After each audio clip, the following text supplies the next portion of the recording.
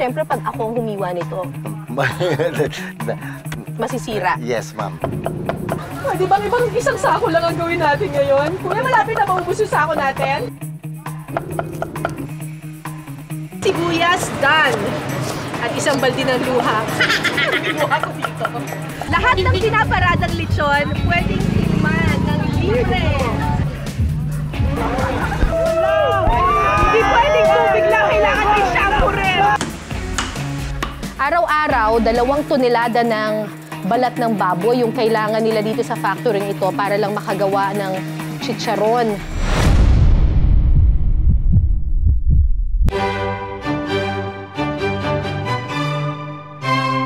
Parte ng mayamang hapag ng mga Pilipino ang baboy. Paborito itong pansahog sa mga putahe natin. Bawat rehiyon nga may kanya-kanyang bersyon ng nagsasarapang pork dishes. At dahil likas na malikhain tayong mga Pilipino, lahat ng parte ng baboy na iluluto at napapasarap natin.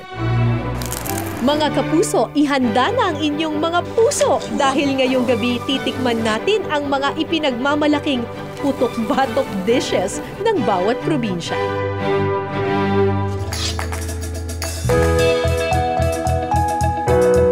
Kapag pumunta ka sa Ilocos, hindi pwedeng mamiss mo ang bagnet. Nandito ako ngayon sa Narvacan, ang bagnet capital ng buong probinsya ng Ilocos Sur. At kasama ko dito ang isa sa mga sikat na tagagawa ng bagnet, si Mang Mauro. Kayo ang bagnet king. Siguro, ma'am. Industriya na dito sa Narvacan ng ang pagbabagnet. Yes, sabi ma'am. nila dito daw nagsimula yung pagbabagnet. Yun ang sabi ng matatanda, ma'am. Na talagang dito Na daw. dito raw nagsimula ang bagnet. Oo, at kaya nandito ang pinasarap kasi dapat doon tayo sa original. The Yes, original is always the best. So ito yung ating pork belly. Yes, Pork ma'am. belly ito. Paano po ito hinihiwa? Hinihiwa po ito, ma'am, pahaba. Pahaba. Pag ganito, ma'am. Eh, may butong ganun. Yes, ma'am. Liempo o pork belly ang best part ng baboy na gawing bagnet. Bukod sa pantayang laman at taba, malapad din ang balat nito. Siyempre, pag ako ang humiwa nito, masisira. Yes, ma'am. O pagkatapos po natin itong Huhugasan, hiwain. ma'am. Uy, alam mo, belly to, nandun pa yung dodo nung Ano pong gagawin? Hahanapin mo yung mga dumi-dumi, ganyan? Yes, ma'am. Kasi pag hindi nahugasan na maigi itong karne, ma'am, mangingitim yung bagnet, ma'am.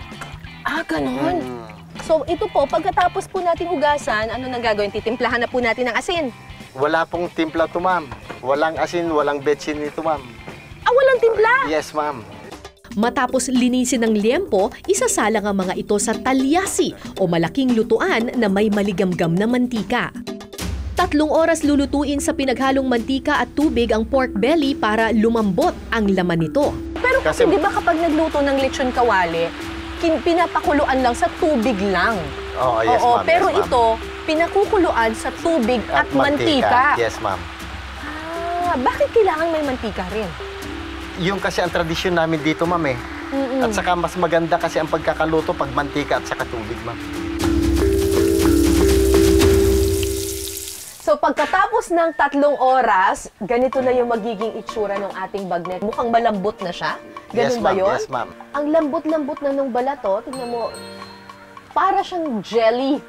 Yung wow! Ang lambot na! Lambot na talaga yan, ma'am. Sobrang lambot nito.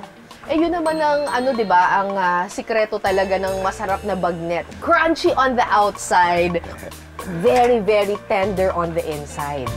At para maging malutong ang balat ng bagnet, muli itong iluluto. Idi-deep fry naman ito ngayon sa kumukulong mantika. Okay, so ito na yung exciting part ng pagluluto ng bagnet. Ito na yung pangalawang luto. Yes, ma'am. Yes. Talagang kumukulong mantika to. Yes.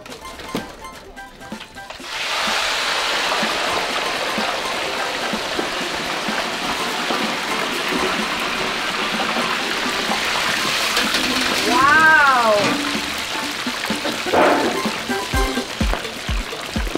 Grabe! Saglit lang ang luto dito. Yes, ma'am. Talagang hanggang maging crispy lang. Wow! Tingnan mo! Parang chicharon na! Eh kasi kapag ako nagluluto ng lechon kawali sa bahay, talagang Tumatalsik. tumatalsik Oo. na. Eh, paano pa ito? Uy. Tignan mo ang diferensya, ma'am. Ibang-iba na ang Ibang-iba itsura na niya. talaga. Wow!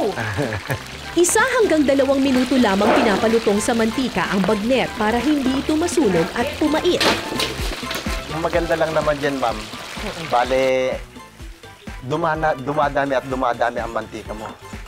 Anong dumadami at dumadami? Habang nagluluto ka, dumadami yung mantika mo. Bakit? Kasi nag-reduce ang fat dun sa mga karne. Kasi yung mismong karne, naglalabas na ng Ng sariling mantika. mantika. So, para rin siyang niluluto sa sarili niyang mantika. Yes, ma'am. So, malalaman mong luto na at crispy na siya. Pag umangat na siya, Pag ma'am. ano na siya, umangat na siya. Pwede na.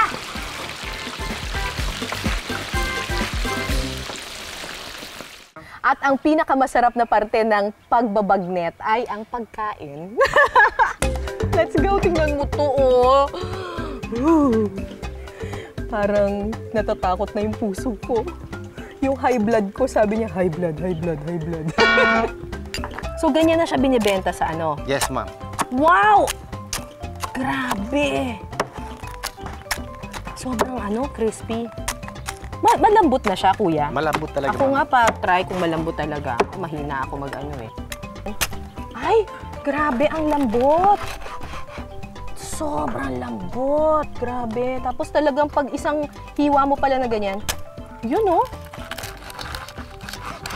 Naririnig mo yung pagka-crunchy niya. Grabe. Look at that. So, tikman na natin. Kinamay ko na lang talaga, sorry. Ito ba yung pinakamasarap na Yes, parte? So, saan po natin ito isasawsaw? Sa suka, ma'am. Sukang Iloco. Yes, ma'am. Pwede rin sa kamatis, KBL, kamatis bagoong sibuyas. Sobrang lambot. At saka natural na natural lang talaga. Walang asin, Walang alat, Oo. walang asin. Talagang kung ano yung baboy lang talaga. Ganun. Yes, ma'am. Tikman natin to.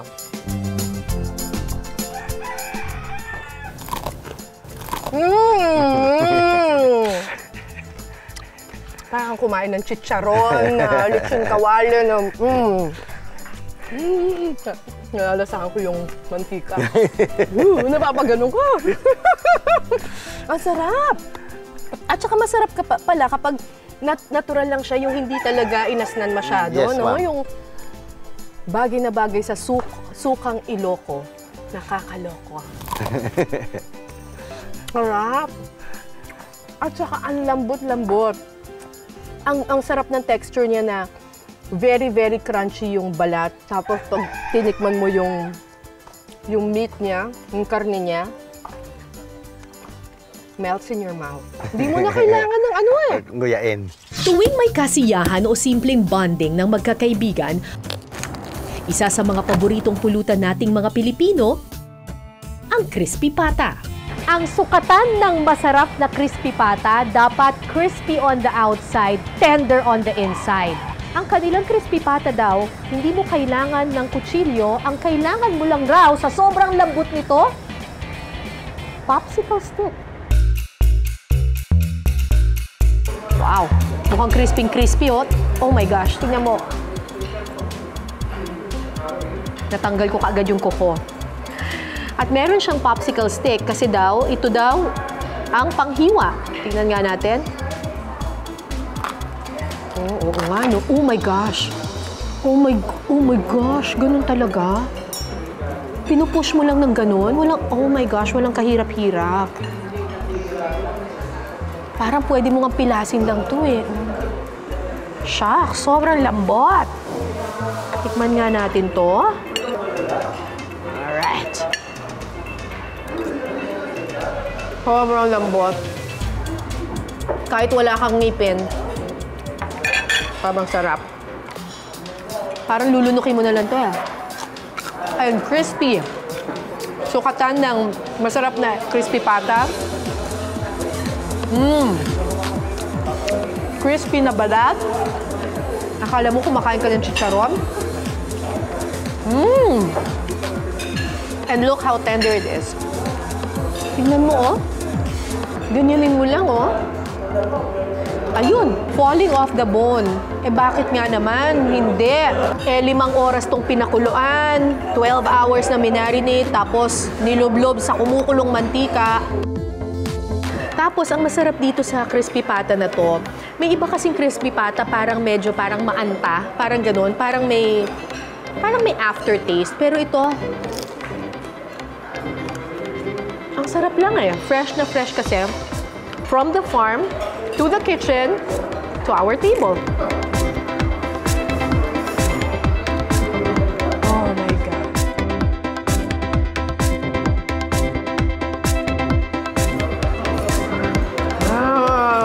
Lord.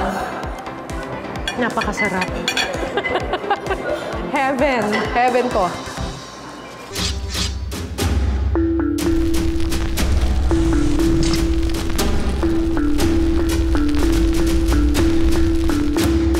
Sa malutong nitong balat, malambot at makatas na laman mula ulo hanggang paa, masarap iulam, the best papakin, ang star ng lahat ng handaang Pinoy, lechon.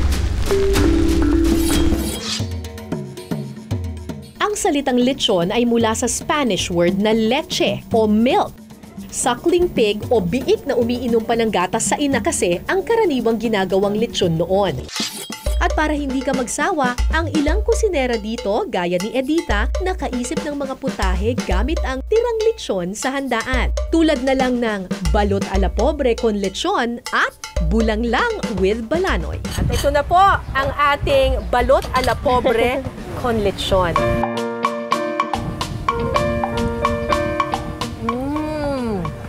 Napakalinamnam ng butter. Yes, ma'am. Hindi ko ma-imagine na bagay pala yung lechon at saka yung balot. Pero ito, masarap ha? Alright, ito na ang ating bulanglang con lechon.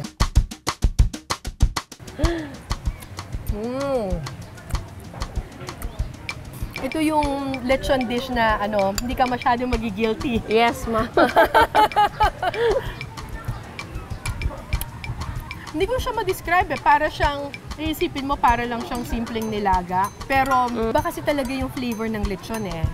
Sarap! Very good.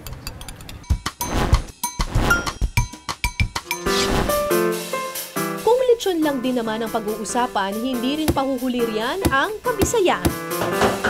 Ang restaurant na ito sa Makati dinala ang naiibang timpla at lasa ng lechon ng Cebu sa Metro Manila.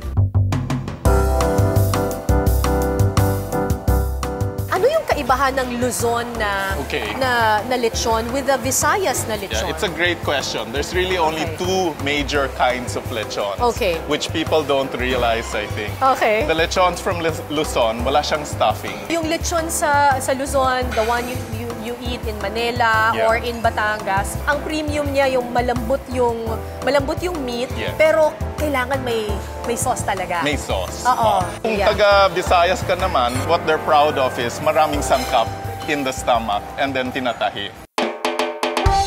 Ang isa sa sikreto ng mas pinasarap na lechon, tinutusok-tusok nila ang balat para mas lumutong. Ang ganda-ganda ng itsura niya. Eh, ang tanong, sa loob din ba? Tingnan natin. Sa loob. So, maganda din. Wow! Look at that! Grabe! Rinig na rinig mo yung pagka-crunchy niya. Ay, ang ganda! You can see that. Tikman natin. Kasi makikita natin, nasa gitna lang natin nilagay yung sauce. So, malalaman nating perfect yung ginawa natin kung pati yung balat ay malalasahan. Ang sarap! At saka nalalasahan mo yung alak. Sunod naman nating titikman ang ipinagbabalaking lechon ng Samar. Naiiba raw ang kanilang lechon dahil ang kanilang bersyon 2-in-1. Ito po, una, ako tayo ng gabi, balatan na ng gabi, tapos lalagay dito sa loob. Ganun lang, ilalagay lang sa loob. Dito. Lalagay po natin yung Sibuyas, bawang, menta, black pepper, laurel. tapos may star anise, salt. Ito, pampalasa na dun sa mismo meat ng lechon. Tanglad po. Okay, tanglad din sa amin. Ito, sibillino, yung onion rings. Civilian tawag dito. Dito sa Calbayog Samar, meron silang ibang version ng lechon. Yung lechon baboy nila, merong lechon manok sa loob. Kakaiba. So, itong lechon na to, nilagyan na natin ng tanglad, ng gabi, ng kamote, at lahat ng mga pampasarap. Opo. Pero hindi pa yan enough. Ang gusto ng mga taga-Calbayog Samar, lagyan pa ng manok sa loob. Yan. Bakit yung po nilalagyan ng manok yung lechon baboy? Kasi customer po nag-request mas malasa daw yung manok na nilalagay sa loob ng lechon. Kasi naiba po, kasi yung kadalasan na lechon bibilin sa mga labas, parang gusto ng iba, parang maiba naman. So ngayon, tatahiin na natin. Opo, yeah.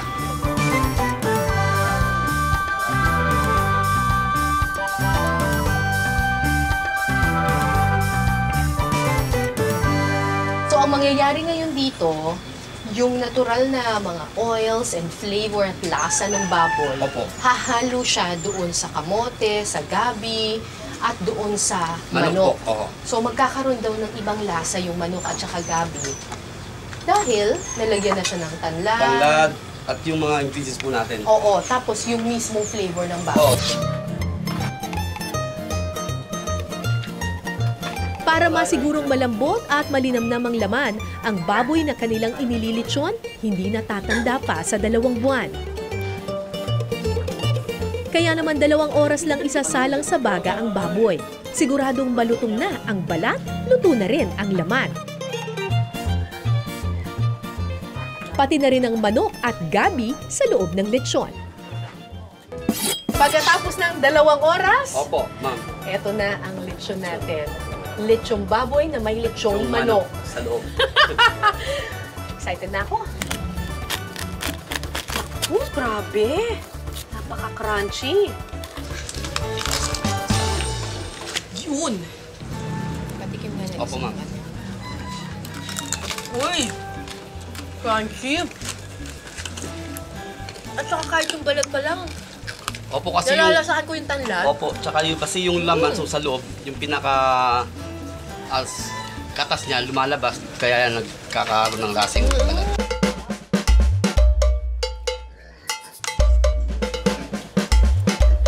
Oo nga po.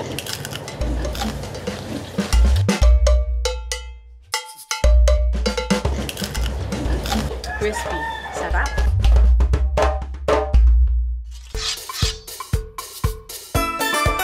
Sa pagpapatuloy ng ating pork dish food adventure, magtutungo naman tayo sa Santa Maria, Bulacan. Para tikman ang crunchy creation nila mula sa pork belly, ang chicharon. Isa sa pinakasikat na chicharon dito, ang The Boys Chicharon. 2 klase ng chicharon ang kanilang binibenta, back fat o yung chicharong may laman, at pork belly chicharon.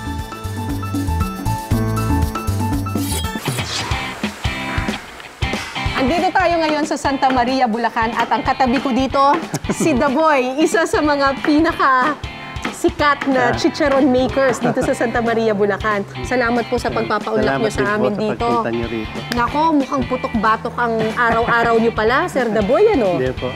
Araw-araw po, kinakain ko rin yan. Wala pa po kayong sakit, Sir. Medyo mataas ang cholesterol. Ipapakita sa atin ni Sir The Boy kung paano yung pagluluto nitong napakasarap na chicharon. So ito pong area na to, sir. Ito yung chopping po. Chopping. Ang una nating iluluto ang back fat chicharon. Hihiwain ng maliliit na piraso ang balat ng baboy. Kailangan may galit ka talaga yung ganong klaseng paghihiwa. Araw-araw, 2 tonelada ng balat ng baboy yung kailangan nila dito sa factory ito para lang makagawa ng chicharon. At dahil naubusan na daw ng supply, hindi na kaya ng supply ng mga baboyan dito sa Santa Maria, ini-import pa nila galing sa Europa, specifically galing sa Spain.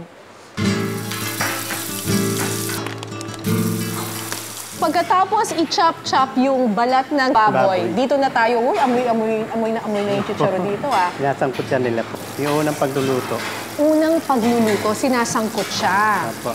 So, hindi siya deep fry. Hindi po. Yung taba niya, kakatas na. Opo. Yung mantika niya, lalabas na doon sa taba. Gaano katagal po yung sasangkutsain? Mga 1 oras po yan. Diyos ko, 1 oras, ganyan lang ng ganyan. Okay. Kasi pag hindi niyo po hinalo, masusunog yung ilalim. Pagkatapos isang kutsa, patutuyuin ito ng magdamag. So pagkatapos pakatasin yung mantika sa taba, ito yung magiging itsura niya. Opo. Tapos kinabukasan, ito po, i-recook naman ulit. Hindi masyadong mainit. Na hindi masyadong mainit. Palalambutin lang para lumambot yung hipo niya, gano'n, no? Dito. Kailangan may pangatlong luto pa. So tinanggal muna yung mantika, sa pangalawang luto, pinalambot yung balat, kailangan malutong ang chicharon dun sa pangatlong luto. Wow! Ayan, nakikita ninyo talagang nag-ano na siya, nagko-curl na siya ng ganon. Ito na yung alam nating itsura ng chicharon. Opo. Ayun! At eto na po. Wow! Ano po yung nilalagay ninyo, sir? Flavoring, ma'am. Kailangan habang mainit, doon nilalagay yung flavoring. Para yung kapitan siya habang basa ng mantika. So, ito na yung ating thrice cooked Opo. chicharon. I-check natin kung talagang kumatas yung mantika nito. Wow! Butas. Ang harap. Tapos kung mapapansin niyo, butas siya sa loob, oh. Kasi Ang ibig sabihin niyan, wala na kumatas na kasi yung mantika. Usually, yung taba, yung balat, meron siya nakadikit na taba, pero dahil sinangkot siya nila doon sa first cook, ang nangyari, natanggal na yung mantika. Kaya hindi natakot kainin. Hindi na daw nakakatakot kainin. Kung linamnam at takam factor ang labanan, pagdating sa pork dish, hindi pa kakabog dyan ang mga Kapampangan.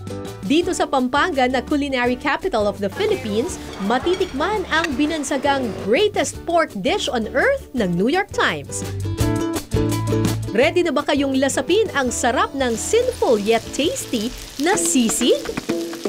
Gawa sa tinadtad na maskara o tenga at mukha ng baboy ang sisig. Isang babae sa pangalang Lucia Cunanan ang nakaisip daw ng isang kakaibang putahe na gamit ang tinadtad na baboy, may suka at kung ano-ano pa. Kaya nga siya tinawag na Sisig Queen. Alamin natin ang original recipe ni Sisig Queen sa Aling Lusing Sisig. At kasama natin ngayon si Zenny Cunanan, anak ni Aling Lusing. Anong year ba nagsimula yung Aling Lusing Sisig? 1974. 1974, so 43 years, kaedad ko pa.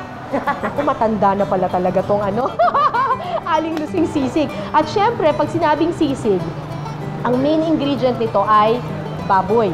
Yes, ulo ng baboy. Ulo talaga ng baboy, hindi yung laman. Talagang ito, tapos Anong gagawin natin dito sa ulo ng baboy na to? lilinisin muna natin. Paano, turuan mo ko? Alisin natin yung mga balahibo niya.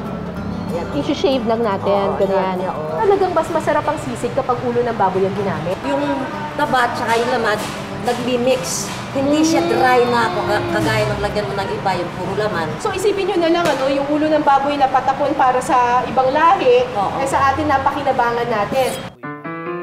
Kailangan daw munang pakuluan sa loob ng 1 oras ang maskara ng baboy.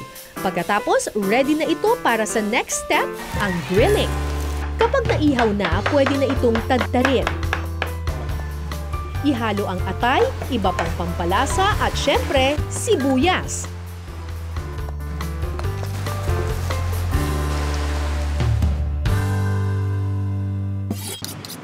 Alam nyo bang kada araw, 2 hanggang 3 sako ng sibuyas ang nauubos dito sa restaurant ni Aling Lusing? At dahil nandito na rin ako, tutulong na rin ako sa pagtatalo ng sandamakmak na sibuyas. Sila kuya at ate, ang mga lumuluha araw-araw. Ba't hindi kayo naiiyak? Yun na po. Ha? Immune na kayo? Pero kapag puting sibuyas, nakikita pa rin. Tatanggalin ko na lang yung pilik mata ko. Okay, game! Di ba ibang isang sako lang ang gawin natin ngayon? Kuya, malapit na maubos yung sako natin. Sibuyas, done. At isang balde ng luha. Ang niluha ko. Yes! Pwede na tayo magluto ng sushi.